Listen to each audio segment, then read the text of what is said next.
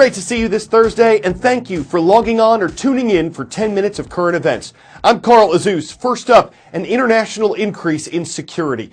There are more visible police in airports across the U.S., train stations and tunnels, places where masses of people gather and travel. They're all in a state of heightened alert.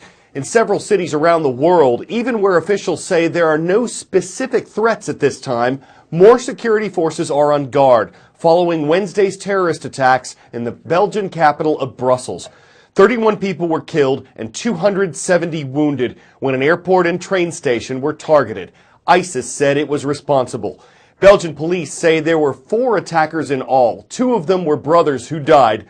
One of the suicide bombers hasn't been identified yet, and another suspected terrorist is on the run after placing a bomb at the Brussels airport that did not go off. Police raids continue throughout Brussels, which is under its highest terror threat warning.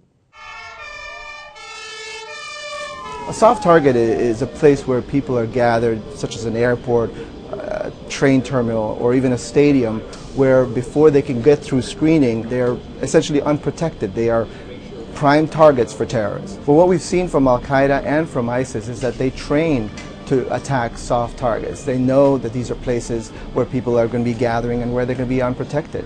We saw that in the Paris attacks, where a couple of the suicide bombings happened outside of the Stade de France. In Brussels, we saw the airport and the metro station. One of the first things that authorities worry about after an event like Brussels is the possibility of copycat attacks. People who might just be thinking of doing something and then get inspired. So that's one of the reasons why you see an increased presence of police in places like Times Square, in places like Penn Station. You can only keep that increased presence for a few days. It's intended to make sure that you show an increased vigilance, but then the harder work begins behind the scenes. Wherever you put the security cordon, there is still going to be a line, and a line is always vulnerable. So the U.S. has a very robust system whereby they do sting operations to try to find these people who are online, who are talking about carrying out attacks. It's a very controversial tactic, but so far it has prevented a lot of attacks in the United States. In other countries, they're starting to copy that formula to try to do the same thing. Next story today, a black box warning is the strongest one that the U.S. government gives on the labels of dangerous medications. And the Food and Drug Administration just decided to include a black box on commonly prescribed opioid painkillers. The warning itself mentions the risks of abuse, addiction, overdose, and death. It already exists on extended release painkillers. Now it'll appear on more commonly prescribed immediate release opioids as well. It's meant to further educate doctors as they prescribe these medications, and it's part of an effort to fight an increase in overdose deaths. Officials say prescription narcotics now kill more Americans every year than car accidents. Some critics say the FDA's move is too little too late, that abuse of these drugs has already killed too many people. Others say the new warning won't make much difference, or that it could make it harder for people with chronic pain to get the medications that help them manage it. Before we can explore your brain on opiates, we need to understand a few things. An opiate is a chemical derived from opium and is the key ingredient in heroin.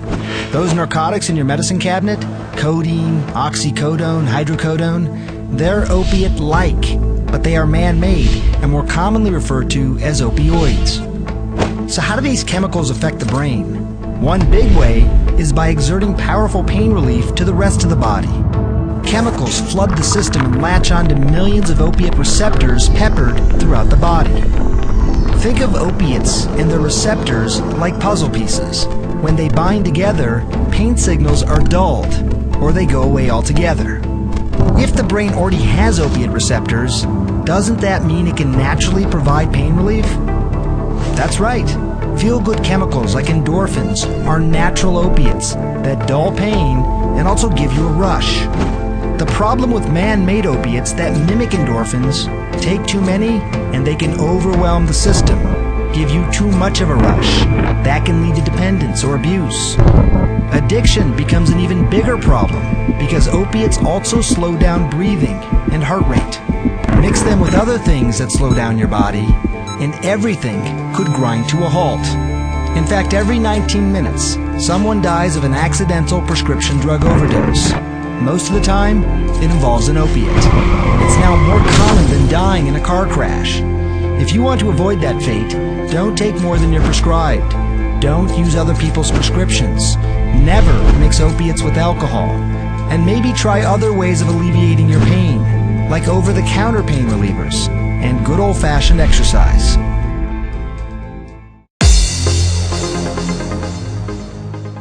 One of the ways our show is used worldwide is to help students and adults practice their English, and we welcome everyone who does. That includes Lycée Françoise. It's in the community of Tournefeuille in southwest France. Stateside, we're stopping by Susan B. Anthony Middle School today. It's in one of Minnesota's twin cities. The Panthers are prowling around Minneapolis. And we've got some more big cats watching. The Cougars of Albuquerque, New Mexico. They're at Kennedy Middle School. Up next, what's likely the largest flying aircraft on the planet. Now, when we say that, you might think this, the Hughes H-4, aka the Spruce Goose. It has the longest wingspan, but well before its maiden and only flight in 1947, people flew on airships, and that was risky. The lighter-than-air hydrogen that gave them lift was highly flammable, and after the R-101 airship disaster in 1930 killed 48 people, and the Hindenburg explosion in 1937 killed 36, safety concerns have haunted these aircraft. Today, though, helium has replaced hydrogen, and carbon fiber, Kevlar, and Mylar have replaced cotton fabric. This ship doesn't have the speed or the cargo capacity of, say, a Boeing 737, but it can land where passenger jets wouldn't dare to try, and it could signal the rebirth of the airship. We see Airlander as the future of air travel. It's going to be cheaper, it's going to be greener, we're going to be able to go from places that you can't go to and from now. It's going to be a whole revolution in how we use air transport.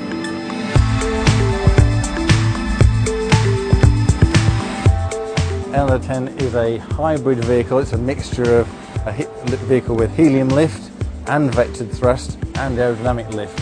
So a new type of aircraft. It's a 10-ton lift vehicle and it's 300 feet long.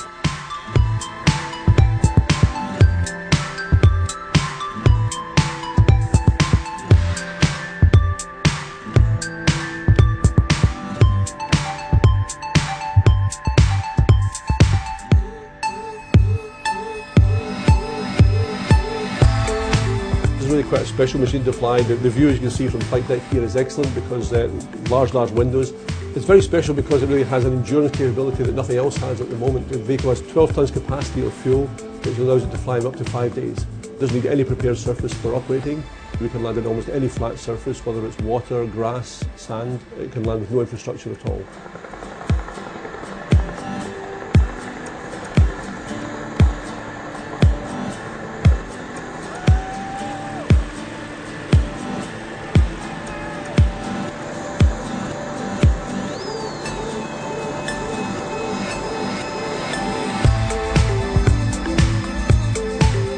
Whether it's doing a safari, whether it's, say, sightseeing in places, whether it's doing surveillance work, a whole range of uses we're going to demonstrate with this vehicle.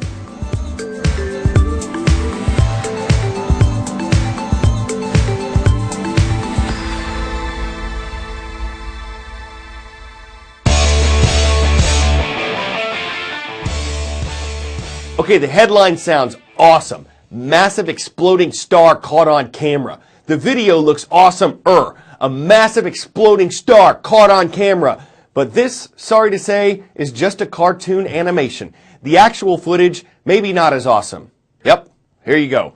An optical wavelength measurement provided by the Kepler telescope that indicates what scientists say is the explosive death of a star hundreds of millions of light years away that began with a 20-minute shock breakout and progressively got brighter over a period of 2 weeks.